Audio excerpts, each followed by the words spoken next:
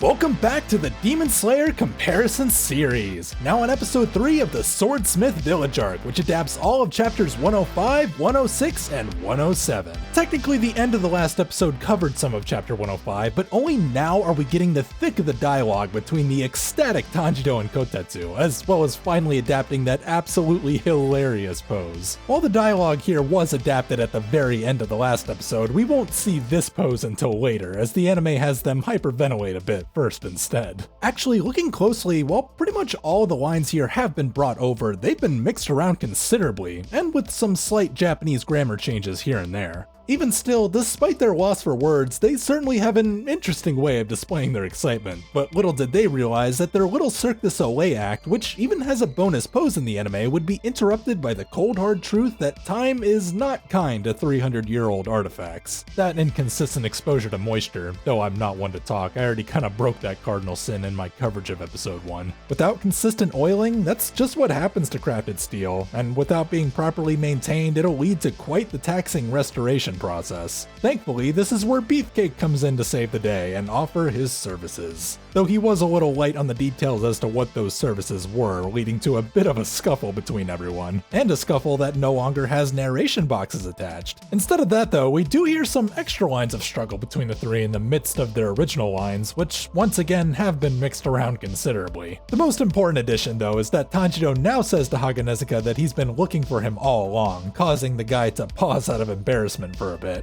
But that won't stop him from using his pristine physical stature to rip the sword right out of their grasp, meaning that Tanjiro and Kotetsu are in dire need of some outside assistance from a guy that I don't think we've seen since he delivered Inosuke's sword back in season 1. This guy seems to know Haganezuka better than anyone else, and will graciously explain the man's inner workings while we get one of my favorite cuts of the episode. It really is amazing how well Ufotable and Gotoge's style has matched up over the years. Over the seasons, the contrast between these two versions have become less and less apparent with the ever more authentic vision of goofy character designs. But that doesn't also keep the studio from rewriting the script where it counts. A small example would be how they actually now show the final scuffle against Haganezuka, but a much more substantial example is the anime exclusive scene that follows where the guy gives Tanjiro a backup sword. Additions like this are worthwhile because we know that later on in this episode Tanjiro will need a sword to use while Haganezuka restores the rusted one. Though even without watching him take off with the sword, when we sync back up with the manga in the next scene, Tanjiro did say that the guy is working on restoring it and that it'll take a few days. Not sure why he desired to share this information with Genya of all people. Seriously, despite that time at the hot springs or even way back when he broke the guy's arm, it's so amazing how resilient Tanjiro is at trying to get along with people, and to try to learn as much about them as he can. Because as it stands, there really isn't much that we know about Genya besides the fact that he regenerates teeth like a vampire. But Tanjiro seems to care less about the implications of this amazing ability and more about safeguarding the body parts left behind by him. It's like Tanjiro doesn't understand that his overbearing personality is what's fueling this guy's anger. Anger that Tanjiro no longer wonders about as soon as he gets kicked out of the guy's room, but rather something he says in a following anime exclusive scene where he's braiding Nezuko's hair.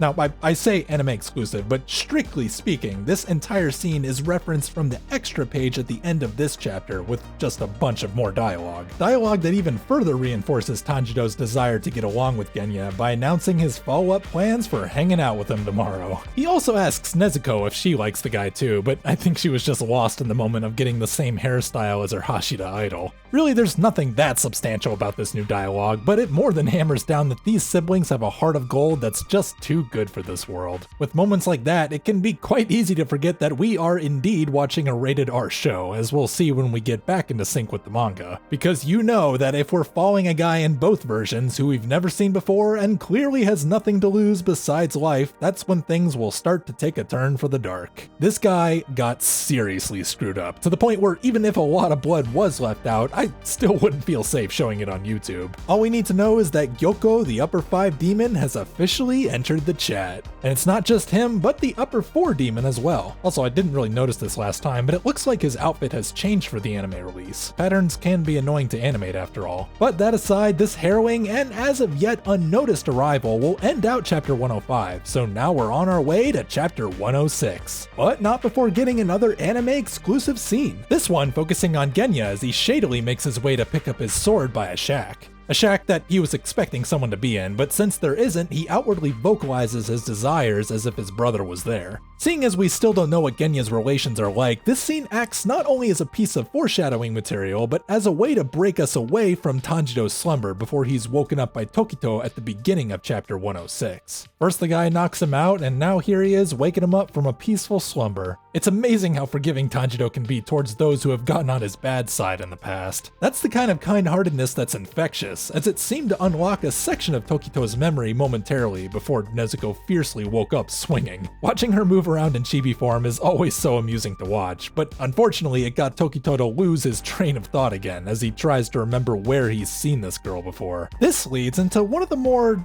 confusing changes I've encountered covering this series, because during everyone's head-tilting session, the anime actually took out a ton of Tanjiro's internal monologue here. The confusing part about it though is that I'm not entirely sure why it was here to begin with. So in it, Tanjiro felt that Tamayo's cat had come back for, I guess, a sample of Nezuko's blood, and was for some reason concerned about its appearance before Tokito, before he realized that it wouldn't show up in front of him anyways. Really, these lines just feel completely out of left field for what we were just talking about, even if Tanjiro randomly sensed the cat that we can't see. I don't know, maybe you guys can shed some light on this in the comments, but for now we'll move into a much more shocking turn of events, as the upper four demon just casually slinks his way into their conversation. If I saw something like this crawling into a place that I thought was safe, I think I'd be a little shocked too. Maybe less shocking though is the fact that all of the narration for this demon's blood-curdling emergence have been cut in place of Tanjiro's own thoughts. One thing his thoughts didn't say though is that it's possible Tanjiro and Tokito hesitated because they didn't see a number in its eyes, at least before all of their other senses caught up with them and they realized that they are indeed dealing with an upper moon, triggering them to both ready their battle stances. Well, in the anime it's just Tokito, and with good reason, because when getting to see his mist breathing for the first time, all the attention should be on him. The effects this guy generates are quite interesting, and since it has been a long time since we've studied any new breathing techniques, let's talk about his before we move on. Unlike other breathing techniques we've covered on this channel, what makes this one unique is that in place of a multi-layered color scheme for each of the slash effects, this one is filled with that of the composition that surrounds it. Notice how the background and the inside of the slashes themselves are relatively similar. The only real difference is a slightly thicker, almost mucus-like center to all the slashes, which can have some layers to it if you look closely enough. Most of its discernibility though comes from the black outlines, which overall seem to be a bit more oily when compared to that of other breathing techniques. That's about as complex as the 2D effect work gets. The rest is on the 3D particle effects to carry the show, and with its multifaceted approach between overlaid light mist, background occupied deep mist, and translucent artistic heavy mist, it feels like we're being submerged into an entirely new domain that drowns out any other sorts of presence. It sucks that this is really all we get from Tokito thus far, but it's gonna be very interesting to see what other moves he has in store going forward. He'll certainly need to use them if there are demons as fast as this one. The demon didn't get out unscathed, but this is where Tanjiro puts in a strike of his own. As we know, the anime already showed us where he got this new sword from, but the manga will actually tell us right now that he got it from Haganezuka, as well as the fact that Tanjiro made a full recovery by this point in time, though him using Hinokami Kagura like it's nothing is pretty much all the visual information we need.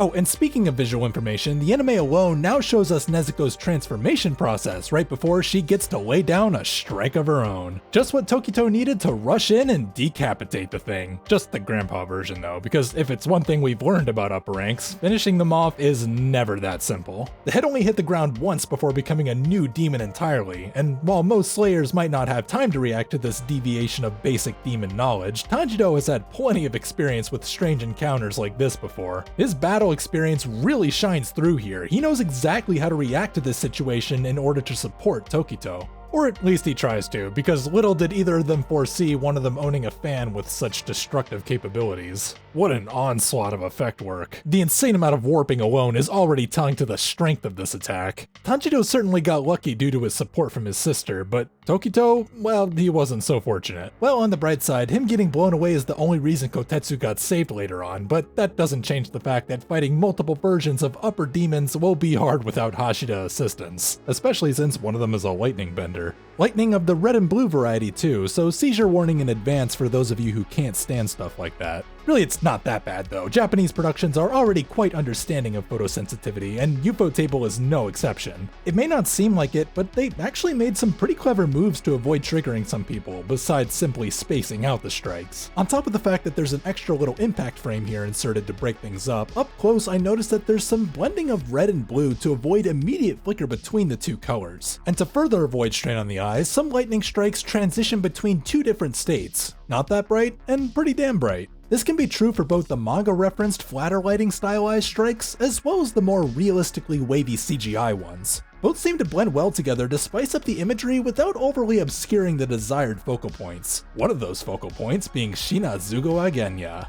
His appearance will be what ends out chapter 106, so without slowing down, let's move right over to chapter 107 as he fires his trusty sawed-off. While it does look like he fired 2 rounds at once in the manga, the anime actually shows that he alternated shots while readjusting his aim for each demon. But seeing as these are shotgun rounds, spread is unavoidable, as it wasn't able to pinpoint that singular piece of skin keeping one of them from getting fully decapitated. Not that the demon cares. In the anime alone, he even gave Genya some time for an anime-exclusive shotgun reload before going in to meet the opposition head-on. This Devil May Cry fighting style is a very fascinating concept for this world. In the future, we'll definitely have some interesting movesets to dissect from it. You know, as soon as he's not overwhelmed by the new demons he just created. Demons that the anime gives us a much clearer initial appearance of as they start to regenerate. And maybe it's because of that clear appearance that in the anime alone, Tanjiro's internal analysis of these demons now ends with the conclusion that there should be more than 3 demons right now before getting snatched up by the 4th, leaving just Genya and Nezuko to fend for themselves. Oh, and speaking of Nezuko, you might have noticed that ever since this chapter began, her horn has been absent from manga panels. I don't think that this is an error per se, but rather an indicator that in the manga, after they both got electrocuted, her full transformation regressed. It'll eventually come back again, but it not being here right now won't be anything more than a simple visual change, as it still won't enable her to keep Genya from getting impaled anyways. I'm sure he'll be fine. 'Tis but a flesh wound. While Genya and Nezuko definitely have their plates full, as Tanjiro, I'd be a little more concerned about the supersonic grudge sound heading your way. He did manage to cut off the leg holding him before the thing fires, but that didn't really stop him from experiencing the full effects of whatever the heck this attack is.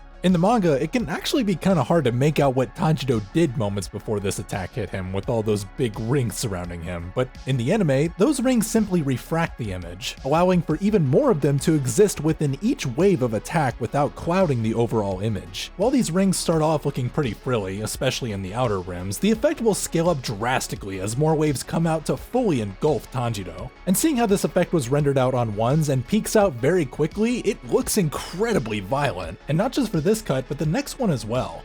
Just like that wind attack from before, the true impact from this effect comes from the fact that it massively displaces the entire picture, just in literal waves this time. I don't know what kind of internal damage this is doing to Tanjiro, but one thing's for sure, it definitely did a lot of it. After all, it threw his senses off so much that he wasn't able to use water breathing to break his fall like he did all that time ago. Thankfully, there were some trees he could utilize this time though. While he tumbles to the bottom like a pinball, the painful appearance of this drop makes it pretty easy to forget that he's still got a talon attached to his leg. Normally nothing to be overly concerned about until you remember how the split properties of Upper 4's body works. This guy just can't seem to catch a break. But while Tanjiro figures a way out of this new jam, let's leave that at a cliffhanger for now and move over to Team Tokito, who's still on his way back to the starting line. Quite the setback in his eyes, so even if he sees a 10-year-old kid in a forest getting attacked by a CGI fish, that won't slow him down. Or at least he assumed it wouldn't, because he spends a lot of mental resources actually considering the worth of stopping to help. Even more in the anime too, as in addition to the entire book he narrated beforehand, he now narrates that he needs to focus on killing the upper rank demon and save the village, and that it's pointless to save an inexperienced swordsmith. So yeah, pretty much everything he said earlier. But the most important thing here is that Tanjiro is the one that made him change his mind in the end. Tanjiro's words just shine too bright, and it was just what Tokito was in desperate need of to start unraveling his past and realizing his truest nature.